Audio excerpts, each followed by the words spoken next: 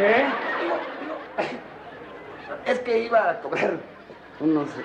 ¿Qué tal, señor Barriga? No me diga que viene a cobrar la renta. Exactamente. Ah, pues le tengo muy buenas noticias. Mire, ya tengo trabajo. Mire.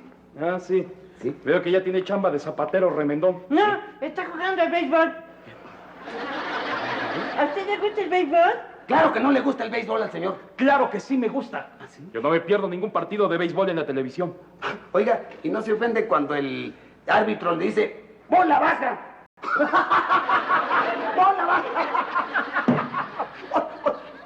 De manera que eso es todo lo que sabe usted hacer.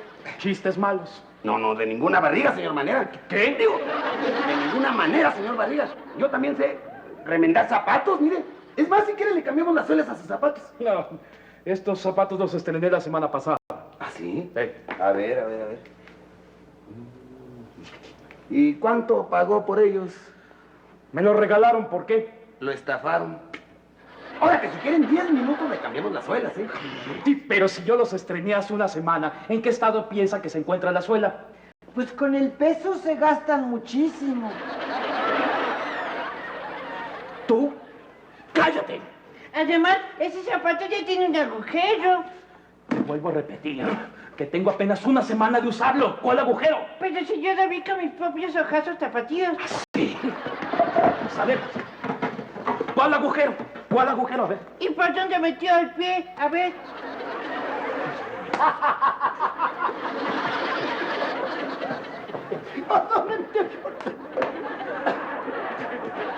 Entonces, ¿qué, señor Suela? ¿Le cambiamos la barriga? ¿Qué?